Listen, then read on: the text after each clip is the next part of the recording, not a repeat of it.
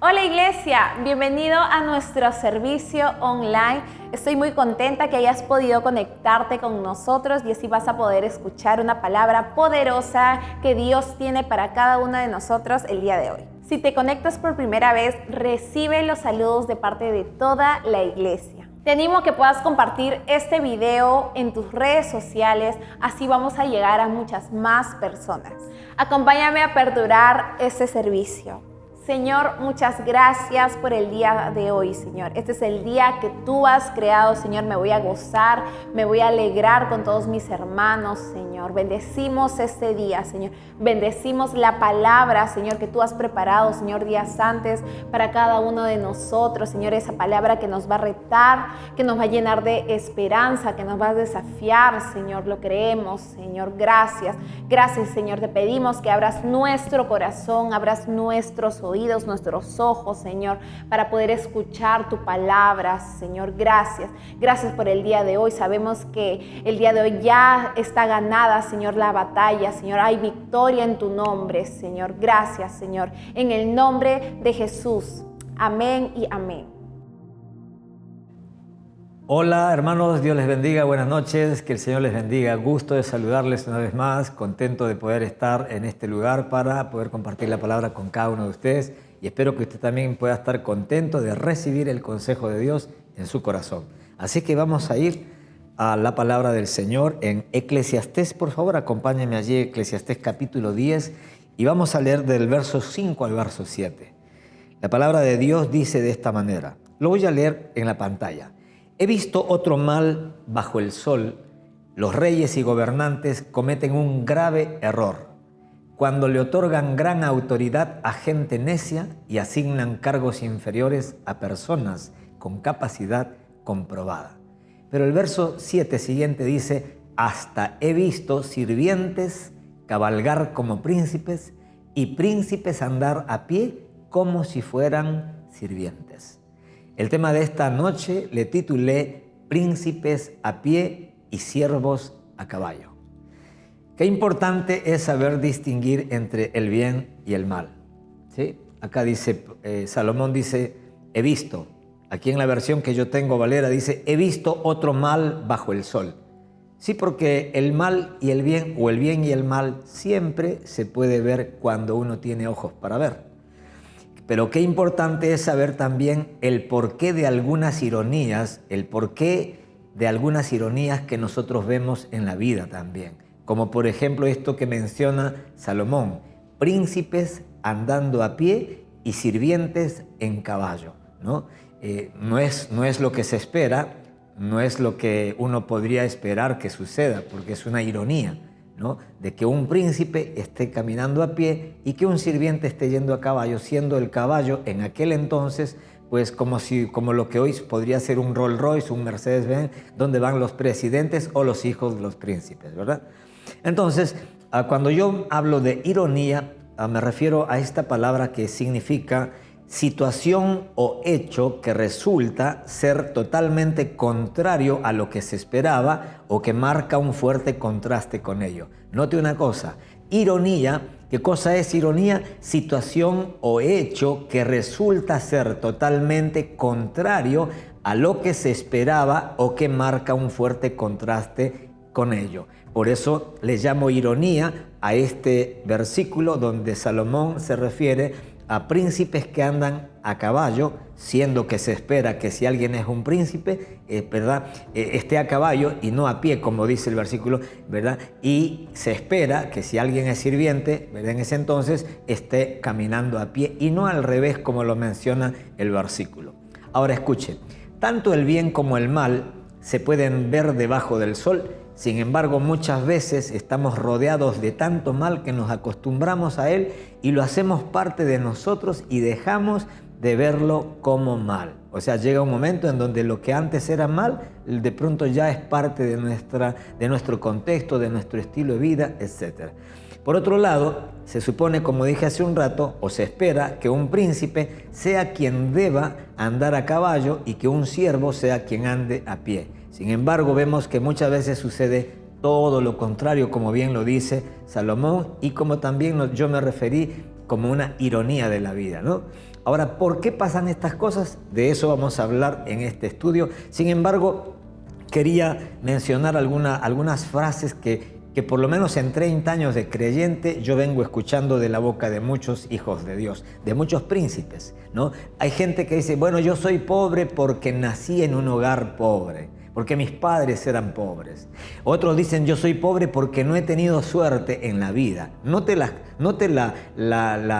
justificación, o sea, para ese estado, para esa condición. Yo soy pobre porque nací en un hogar pobre, en un hogar, ¿verdad?, con padres pobres. Yo soy pobre porque no he tenido suerte en la vida.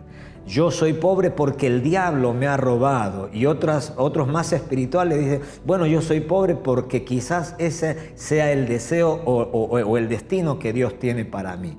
Ahora, ¿le suena familiar estas expresiones a sus oídos? A mí sí, como le dije, porque hace 30 años que escucho a tantísima gente que tiene este tipo, ¿verdad?, de justificaciones o este tipo de afirmaciones o de declaraciones para justificar su condición actual presente, sea no solamente en el orden económico, sino en su familia, ¿no?, en su matrimonio, en su salud, en cualquier área de su vida, ¿no? Ahora, ¿qué tanto de verdad? Yo me preguntaba mientras escribía este mensaje, este estudio bíblico, ¿verdad?, ¿qué tanto de verdad o de mentira se esconde atrás de estas afirmaciones? O en todo caso, ¿cuáles son las creencias que están atrás también, ¿verdad?, de estas afirmaciones? Porque se entiende, ¿verdad?, que todos nosotros hablamos de lo que creemos. Permítanme, dicho sea de paso, antes de seguir avanzando en este tema, hacer una declaración contundente como para poner un fundamento a lo que voy a seguir construyendo. ¿Sabe una cosa? Ninguno de nosotros, dígale a la persona que tiene a su costado, ninguno de nosotros, eso te incluye a ti, dígale, ninguno de nosotros es responsable de cómo viene a este mundo, pero todos nosotros somos responsables de cómo nos iremos de este mundo. Y no solamente de cómo nos iremos, sino también de lo que haremos o no haremos mientras estemos en este mundo, ¿no? Entonces, ninguno es responsable de cómo vino a este mundo, pero todos somos responsables de cómo nos iremos de este mundo. Cuando hago esta declaración, obviamente lo hago a propósito para anular todo intento de usted o de mi persona o de cualquier persona que trata de excusarse o justificarse, ¿no?, ¿verdad?, con esas expresiones como las que leí hace un rato para explicar su condición presente, ¿no? Y obviamente de esa manera eludir la responsabilidad que Dios le ha dado a esa persona para llegar a hacer o a tener lo que Dios ya ha determinado que sea, que haga o que tenga en esta vida. Ahora, responsabilidad. ¿Qué cosa es responsabilidad? Es la habilidad de responder. Dígale a su amigo que tiene a su costado, su vecino, no sé, responsabilidad es la habilidad de responder. ¿Usted conoce gente responsable? Seguramente que sí, espero que usted lo sea. Pero ¿conoce usted gente irresponsable? Hablábamos la semana pasada, por ejemplo, de la irresponsabilidad de Adán y de cómo Dios lo expulsa del huerto, no por el pecado que cometió, sino más bien por no asumir su responsabilidad frente a su actuación para con la serpiente, o mejor dicho, para con lo que la esposa Eva, ¿verdad?, le participó cuando le dio también el fruto del árbol prohibido. Ahora escuche, tu respuesta estará determinada por tus creencias, ¿no? Tu respuesta estará determinada por tus creencias. Todos podemos responder, dígale al que está a su costado, todos podemos responder. Tú puedes responder de diferentes maneras ante las diferentes circunstancias que vivimos en la vida. Todos podemos responder de diferentes maneras ante las diferentes circunstancias que todos vivimos en la vida. Ahora, de hecho, tu respuesta, la forma como tú y yo respondemos, ¿verdad?, a una misma situación, de hecho, puede ser muchas veces totalmente opuestas. ¿Y de qué depende eso? De tus creencias y de las mías. Usted y yo podemos enfrentar el mismo desafío y responder a ese desafío de una manera diferente. ¿Por qué? Si tenemos el mismo desafío, muy sencillo, porque tenemos el mismo desafío, estamos en el mismo mundo, tenemos el mismo Dios, pero usted tiene creencias diferentes a las que yo tengo. Y eso, a las finales, es lo que determina, ¿verdad?, cómo usted responde en la vida o a las circunstancias y cómo yo también lo hago. Ahora escuche, dime lo que crees. Es más, dígale al que está acostado, dime lo que crees, dime lo que sabes y lo que entiendes y te diré cómo responderás a los desafíos. Dime lo que crees y te diré cómo respondes a los desafíos. ¿Por qué? Ya lo dije hace un rato. Tus creencias van a determinar cómo tú respondes a cualquier circunstancia de la vida, sea pequeña o sea grande. Sea un pequeño desafío o un gran desafío, usted va a responder de acuerdo a lo que usted tiene aquí en su mente, en su corazón. Ahora, cuando yo estaba desarrollando este tema, me venía el Espíritu Santo, me hacía acordar, qué mejor, ¿verdad? La historia preciosa de David y Goliat, 1 Samuel capítulo 17. En el verso 10, 1 Samuel 17, 10, en el verso 10, la palabra del Señor dice, hoy, bueno, ya había salido, obviamente, el gigante, ya se había puesto en el valle delante del ejército de Israel, salió del ejército de los filisteos un gigante de casi 3 metros de altura llamado Goliat de Gat. Él era el paladín del ejército de los filisteos, el campeón. Él era el representante de toda la fuerza militar de los filisteos. Sin embargo, dice el verso 10, hoy desafío, este hombre tan grandote, ¿verdad? Se para ahí y comienza a dar voces de desafío al ejército de Israel. Hoy desafío a los ejércitos de Israel. Envíenme a un hombre que me enfrente. ¡Wow! Cuando Saúl, dice la Escritura en el verso siguiente, y los israelitas lo escucharon, quedaron aterrados. Quedaron aterrados y profundamente perturbados, atemorizados, ¿no? ¿Por qué? Y bueno, porque había sido tan... La imagen de Goliat era una imagen pues abrumadora, ¿verdad? Atemorizante. Y obviamente ellos recibieron el impacto de esa imagen que tenían delante de ellos. Ahora, tanto el rey Saúl como el pueblo de Israel se atemorizaron y no aceptaron el desafío que este gigante estaba haciendo a todo el ejército de Israel. ¿Por qué? Porque sus creencias de Saúl, el rey, y todo el pueblo de Israel eran creencias limitantes y paralizantes. Espero que me estés entendiendo lo que estoy hablando. ¿Cuántas veces usted o yo hemos estado frente a un desafío en la vida, sea pequeño o sea grande, o sea gigante como este Goliat, y nos hemos quedado paralizados, y nos hemos quedado estáticos, y nos hemos quedado, ¿verdad?, paralizados o intimidados o acobardados como todo el pueblo de Israel? ¿Por qué? Y bueno, porque el problema en realidad, el gigante más grande no era Goliat. El gigante más grande eran las creencias que ellos tenían en su mente respecto a Dios, respecto a ellos mismos y obviamente respecto al enemigo, ¿no? Goliat era gigante, claro que sí. La fe nunca niega la realidad, pero la fe se sobrepone siempre por encima de lo que ven nuestros ojos o por encima de los reportes de los médicos o de lo que nuestros sentidos perciben, y se remonta como el águila hacia las alturas. ¿Por qué? Porque se fundamenta, ¿verdad?, en el poder de Dios, no en algo que el hombre pueda hacer, sino en algo que Dios pueda hacer. Y por eso que estos hombres estaban acobardados, porque ellos estaban pensando que iban a enfrentar solos a este gigante. Ellos no se acordaron de que si ellos eran hijos de Dios, que si ellos eran pueblo de Dios, Dios no permitiría, ¿verdad?, que ellos se enfrenten a ese gigante en sus fuerzas, mucho menos en el terreno de Goliat, ¿sí?, sino más bien, ¿verdad?, con la ayuda de su Dios,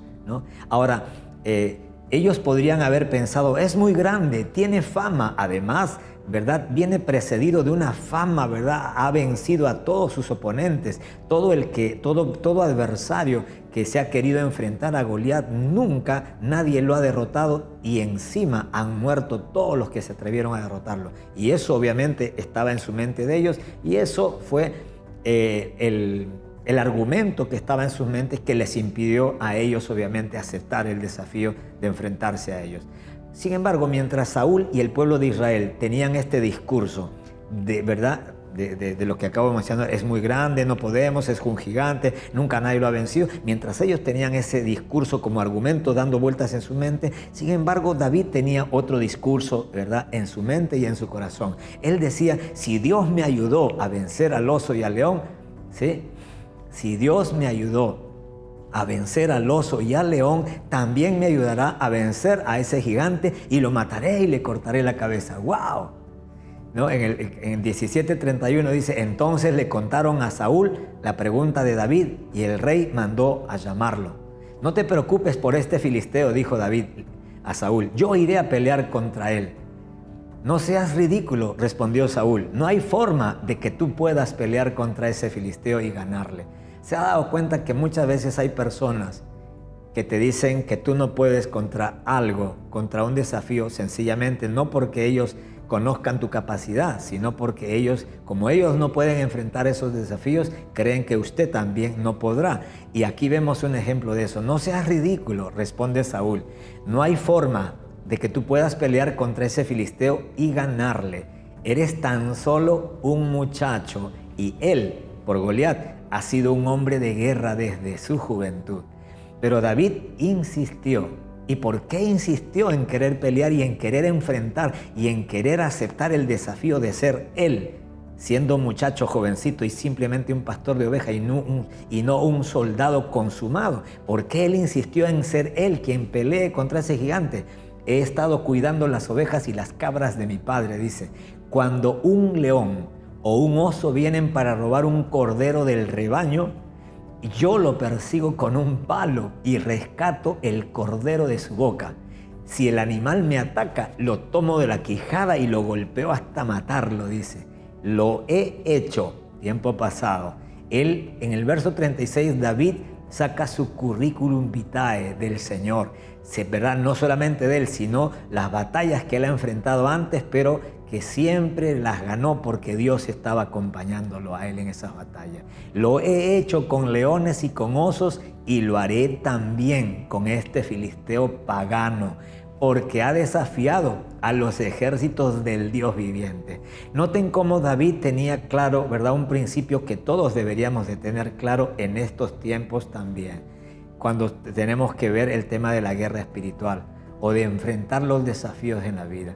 David dice, ¿verdad?, porque ha desafiado a los ejércitos del Dios viviente. Este filisteo pagano, este hombre que no está en pacto con el Dios verdadero, este hombre, ¿verdad?, que tiene y adora a otros dioses. ¿Sabe una cosa? David sabía que no era un asunto, ¿verdad?, entre Goliat y entre él. Él sabía que era un asunto entre los dioses de Goliat y el Dios. Los dioses de Goliat en plural, y el Dios verdadero que tenía David. Era un asunto de dioses.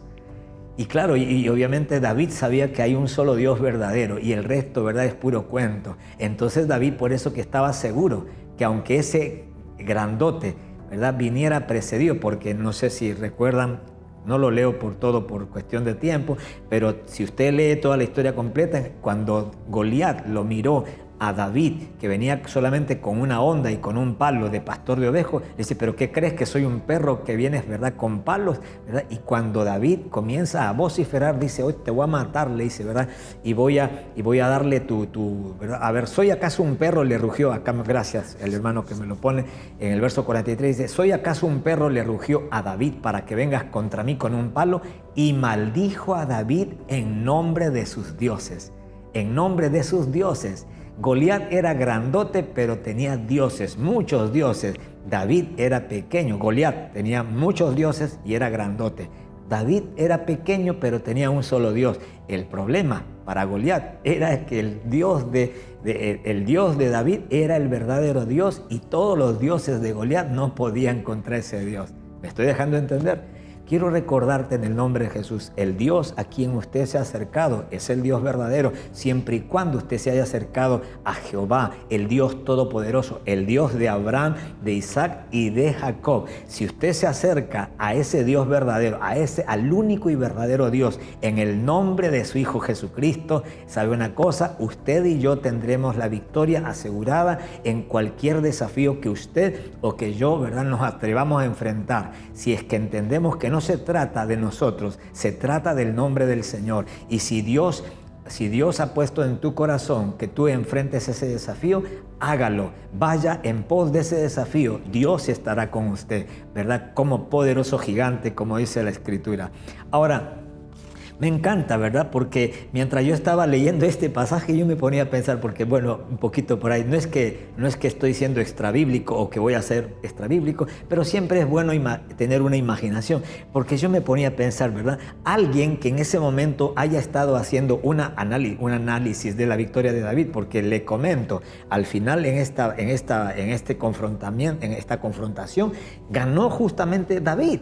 Y David literalmente le arrancó la cabeza con su propia espada. Bueno, usted sabe, lo derribó con la honda que él tenía, pero cuando ya estaba ¿verdad? Derribado el gigante, David se acercó, agarró la propia espada de Goliat y le arrancó la cabeza y levantó la cabeza como un trofeo. Ahora, alguna persona, imaginémonos que en ese momento están cubriendo una nota para el diario de mayor circulación, ¿verdad? De allá de ese entonces. Yo me imagino, ¿verdad? Alguien que haya hecho un análisis de la victoria de David podría decir, qué ironía, el pequeño pastor de ovejas venció al gigante Goliat. Ahí hubieran puesto irónico, ¿verdad? El pequeño pastor de ovejas David vence y le corta la cabeza al gigante Goliat. Pero yo me ponía a pensar, cierto, es verdad, humanamente parece ser irónico porque no se supone que un pequeño pastor de ovejas venza a un gigante, a un soldado experimentado en la guerra y en las artes, ¿verdad?, de la guerra. No se supone, es irónico. Sin embargo, espiritualmente es lo que se espera. ¿Me dejo entender? Humanamente hablando, no era lo normal, no era lo que tendría que haberse dado, ¿verdad? Lo que todo el mundo tendría que haber pensado es, esto no hay que orar, no hay que hacer nada, va a ganar el gigante. Y por eso que a muchos le puede parecer irónico, ¿verdad?, que David haya vencido. Sin embargo, espiritualmente, viendo esta batalla, es lo que se espera. O sea, la victoria de David sobre Goliat es lo que se debería de haber esperado. ¿Por qué? Porque es lo que Dios ha prometido para todos los que somos sus hijos. En el Salmo 18, versículo 29, Salmo 18, verso 29, dice así, el salmista David dice, con tu fuerza puedo aplastar a un ejército. Está hablando acerca de Dios o a Dios. Con tu fuerza puedo aplastar un ejército, no un gigante, un ejército. Con mi Dios puedo escalar cualquier muro. No algunos, cualquiera. O sea, no me importa el tipo de muro. Si Dios está conmigo, lo puedo escalar. Con mi Dios, ¿verdad? Con la fuerza de Dios, yo puedo vencer aplastar, dice, a un ejército. No a un gigante, a un ejército. Luego dice en el siguiente versículo, el camino de Dios es perfecto. Todas las promesas del Señor demuestran ser verdaderas. Él es escudo para todos los que buscan su protección. Pues, ¿quién es Dios aparte del Señor? ¿Quién es Dios aparte del Señor? Goliat tenía dioses, pero David tenía un solo Señor, el verdadero Dios. ¿Quién más que nuestro Dios? Es una roca sólida, dice. Dios me arma de fuerza y hace perfecto mi camino. Me hace andar tan seguro como un ciervo para que pueda pararme en las alturas de las montañas. Entrena mis manos para la batalla, fortalece mi brazo para tensar un arco de bronce, dice.